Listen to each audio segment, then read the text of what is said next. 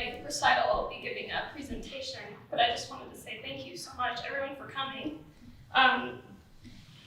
Some of you have come a long way, and I know many of my family members from hundreds of miles away wish they could be here in person, but I can't tell you how much I appreciate that you all came.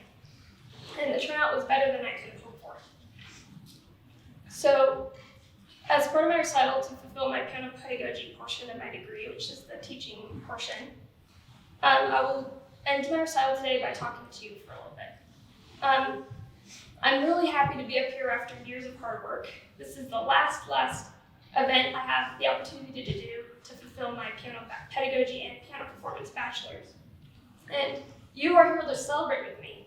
This is a celebration. There was nothing I had to be scared of because this is like a big party. So I really appreciate it. And I especially want to thank Dr. J. Liu, my professor, for guiding me through my collegiate piano studies and providing me with the tools, inspiration, and advice to be successful, as well as thank my piano teacher for 11 years growing up, Carlin Tan, for being here today, and for inspiring me at a young age to pursue my piano studies by challenging my musical knowledge and performance and testing opportunities, and especially helping me fall in love with music to begin with. I also want to thank my mother, Leslie Bishop, for supporting me through all my musical endeavors, driving me to piano lessons every week growing up, and helping me succeed in everything I've done. Many of you know that she has been a successful music teacher for 40 plus years. She graduated from Utah State in 1982, and additionally, my grandmother graduated with her music master's in 1962, and my great-grandmother graduated in education in 1942. So here we are, almost exactly 80 years later, in 2022, and I am a third-generation music graduate and fourth-generation music educator. So, first of all, I'm very glad I chose to do music as my major. I took a gap year after high school to make sure that music was what I wanted to do. Sure, I could have done something else since I have so many interests and enjoy learning, but I believe music was the right choice because I think it has taught me more than any other major could have. Even throughout my life, music and piano have taught me the importance of hard work. Even through, it's taught me confidence, it's taught me organization skills through managing my time, especially practice, and there's a lot of practice time when you're in college. The payoffs of that hard work are worth it. Getting up here and being able to give a recital and play beautiful music up here on the stage for you. Music has always been close to my heart. It's helped me express myself from a very young age. It's helped me be more confident in myself having to perform in front of others. And it's allowed me to feel accomplished and feel like I can complete difficult but amazing tasks. Being able to play piano and do well in testing and performance programs gave me a unique, disciplined upbringing that helped me challenge myself. So being immersed in it every day for the last 16 years has been pretty amazing. Most people take breaks over the summer while they're in school, not the piano student. You're still expected to practice pieces and prep for the next semester and maintain that mindset. And music has made me who I am today, and having learned so much in college, I can come up here and do a presentation and hopefully you'll walk out here today having learned something and feeling inspired. So after 4 years of hard work in music, I do stand by the fact that studying music, no matter what age, creates well-rounded, intelligent, and hardworking people that can lead successful careers, even if they choose not to do music as a career path or major. A difficult challenge is easy for a musician to overcome because they have the skills to know how to work hard, practice hard, and understand the time and work it takes to hone a skill that can be applied to anything in life. All right, I'll get off my soapbox for that. So I'd now like to get more into talking about my music today, and I'd first like to introduce an idea to you to think about. You may have noticed that instead of wearing a long, sparkly dress, as many people do for big recitals and concerts, I chose to wear black. Black is the traditional color for music performers, but there's actually a really good reason for it. The reason is so that we as performers do not distract from the music. As the audience member, you are focused on the sound, beauty, and often complexity of the music you're listening to, where the shimmer of a bright outfit may distract you. The philosophy is, I'm not the center of attention when I'm on stage. It may seem as though I am because I'm the performer, but rather I act as a vessel for the music. Not only as a musician do you feel the pain, sorrow, happiness, and other feelings in music and pieces you play, but you are internalizing it. The performer portrays the composer's thoughts, feelings, and intentions.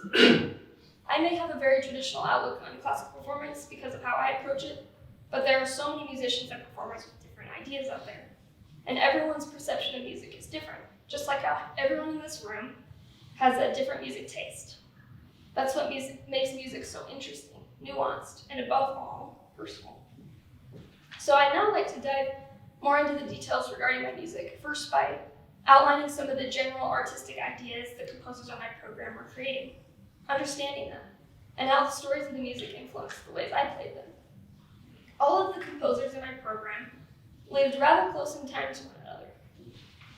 This was not really a coincidence on my part because I've always resonated the most with these composers and their composition styles. In a brief overview, first on the program I have Robert Schumann. He is widely considered to be one of the most influential romantic composers, and Romanticism is defined by its emphasis on emotional and individual expression, idealization of nature and the natural world, and even medieval aspects.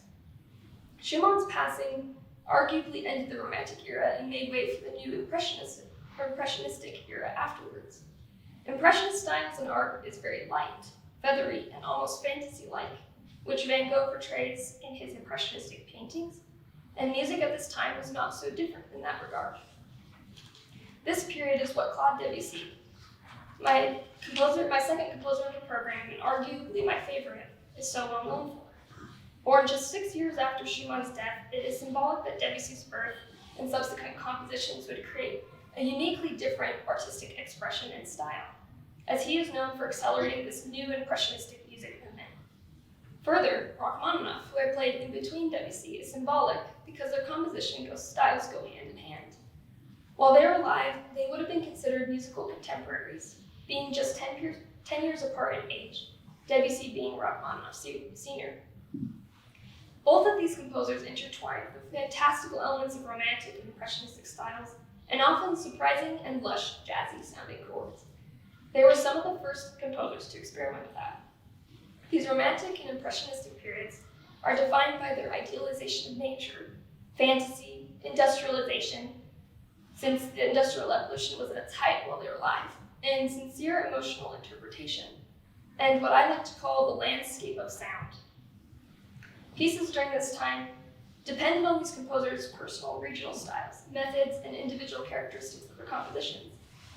Contrastingly, Aron Khachaturian, the last and latest of my composers, had a more modern style, yet he was especially inspired by Western European styles, such as French music. Born on the outskirts of Russia and raised by Armenian parents, Khachaturian fell in love with traditional folk songs, and was even a fan of the French composer Maurice Ravel. This is evident in his lyrical musical style, intertwined with driving rhythms and virtuosic textures. He was especially inspired by many parts of the world, which makes his piano music especially unique. This is similar to Debussy's interpretations and love for interpretive styles. All these composers lived overlapping lives, composed lyrical, intricate music, and experimented with similar styles. Most of all, they have fascinating stories to tell through their music, which I'll let discuss. So I wish I had more time to talk to you about every single piece, but there's just not enough time for that, and it's all great music. But I wanted to focus more on a couple of the interesting aspects of a few of my pieces, particularly the Suite Bergamasque. Debussy indeed takes up a bulk of my program. I've always resonated with his music ever since I was a young teenager. In deciding the repertoire for my recital, I wanted to play the pieces that I could feel most connected to and was able to make my own. Not only because they were beautiful, but because of the stories they tell and what they represent. In discussing Debussy's Suite Bergamasque, a 4-movement suite for piano, Debussy actually began composing it in 1890, when he was a student. It was revised and published in 1905, 15 years later, just 5 years prior to his prelude I played today, The Hills of Annemarie. The Suite Bergamasque is most recognizable for its third movement, Clair de Lune, or Moonlight, which has been showcased in numerous media. And the work's title, derives from Bergamo, a city with ancient origins that is located in the foothills of the Italian Alps. The first movement, the prelude, has open and flowing phrases with much use of legato. The second movement, minuet, and the fourth movement, passe-pied, are quick and light-footed, more staccato in mood than the first. And the gentle and familiar Clair de Lune, in its original context, provides an elegant contrast to the sprightly second and fourth movements.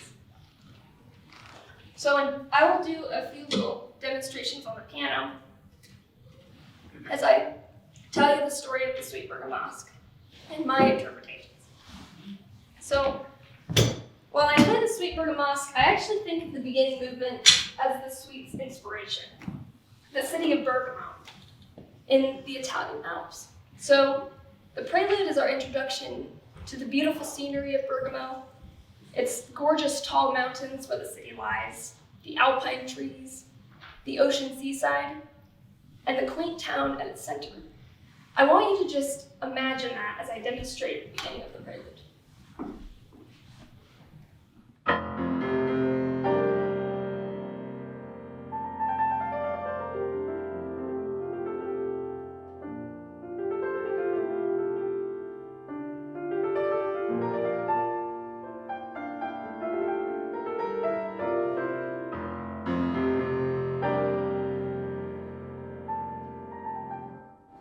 So, what can you hear?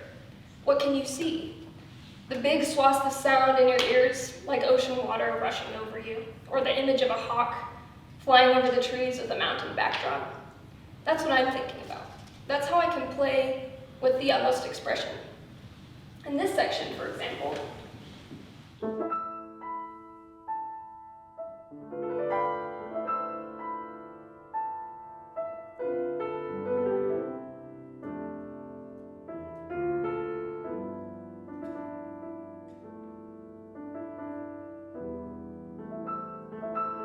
you hear that, it's like a twinkling sound.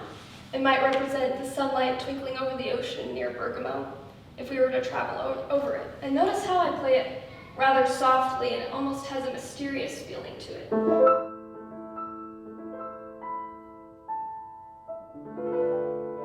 It's almost like, where are we going? What's around here? What's the landscape like? So the prelude is a grand piece, a grand opening to the city of Bergamo. Debussy is painting us a picture of the sounds and plays into that feeling of grandness in nature that was so defining of the Impressionistic and Romantic eras. This section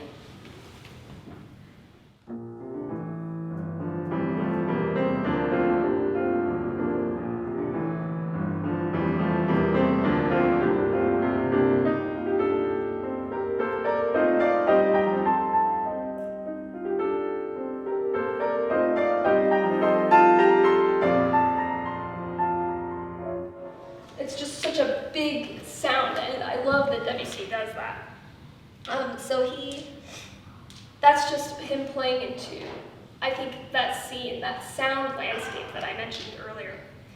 So next, I think that the second movement, the minuet, represents Bergamo's city life, and the bustling music throughout the streets, with its bouncing tempo and lightheartedness.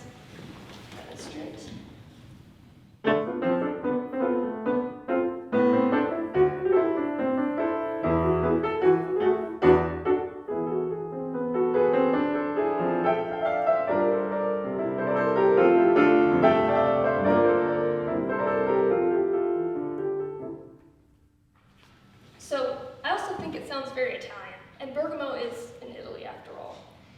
And so, can't you just imagine people dancing around, playing instruments, having a grand old time, selling their wares in the streets? But this piece also contrasts the bustling staccato texture again with beautiful scenery, and the idea of grand sections. So this section is particularly my favorite.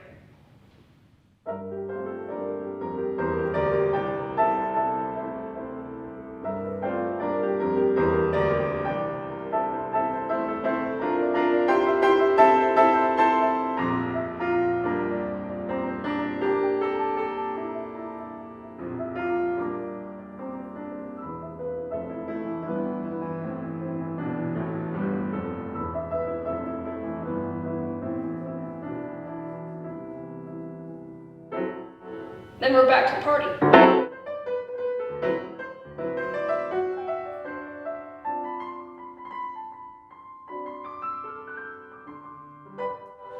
So that's kind of what I think about playing the minuet, is this party that's going on in Bergamo, the city life. And then he continues to play into that imagery with the sound, the landscape, intertwines and contrasts beautifully with the staccato bouncy textures in between. Finally, this section.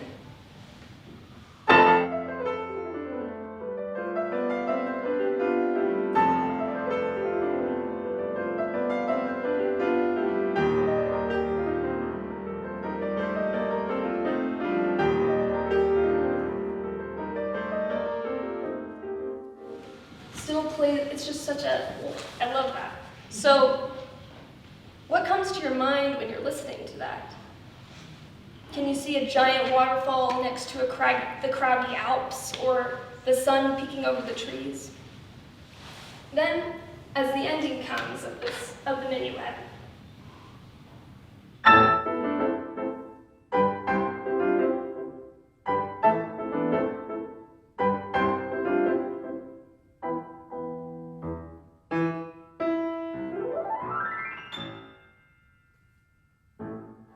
think of that as the party's over, let's move on. So everyone is, at this point in the piece, the party's dying down, people are cleaning up after a long day, and now everyone is getting ready to go to sleep. The moon is full and illuminates the sky overhead, over the alpine trees, casting light over the mountains. Then we're here, Clair de Lune.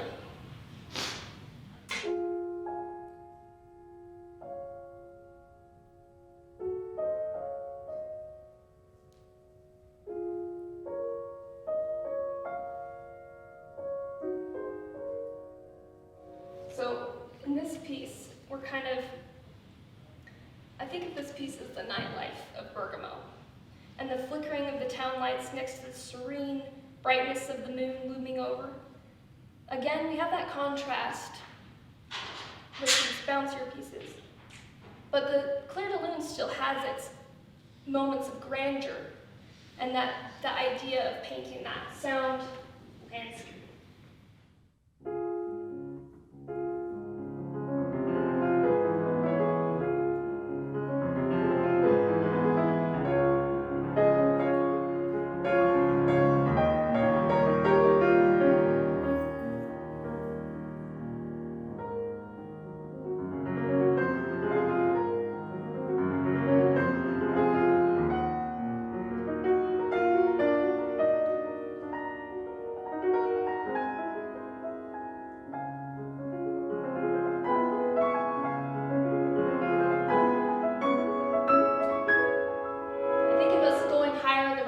The moon is rising. So, yeah, that's what I think of playing the Clair de Lune. And then we have that swath of sound playing into the grandness of the moon. I think of that.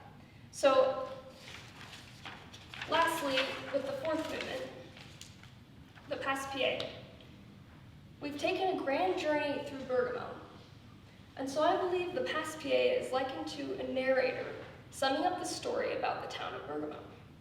To me, the light melody sounds kind of like somebody speaking in the beginning, as if we're about to hear an exciting story. This is all the more mysterious to me, as it is the ending of the piece, and it's almost like Debussy has taken us on a ride throughout the suite, showing us the serene little town of Bergamo, the beauty of nature, the swaths of sound, and it was all told through a narrator. A storyteller. Let's see if you can hear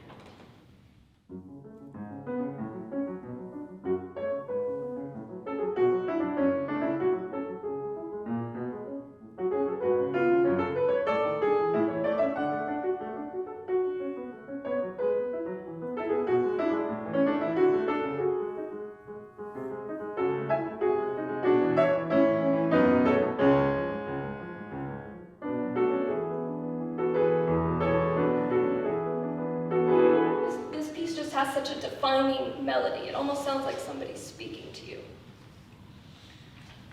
And even the ending gives us this air of fading away at the end, like it's not really the end. This is just the beginning of our story.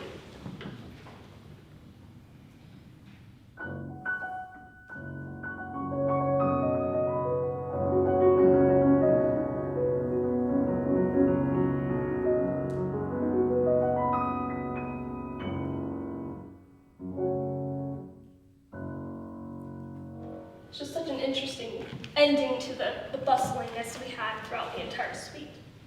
So this was a popular and powerful mechanism of storytelling in music that many composers loved to use in the Romantic and Impressionistic periods. They represented it through their art and music. And thinking of the Suite Bergamasque this way, and any piece for that matter, helps me shape the melody, the harmonies, and the sound of the movements in the way that I want. Playing the piano as if I were creating the inflections in someone's voice as they speak, or mimicking the sounds of guitars and footsteps on cobblestone pavement. These interpretations and stories of impressionistic and romantic music are meant to present the musician and listener with a scene, especially one of nature, life, and people. So, thank you everyone for coming today. I hope you had a great time.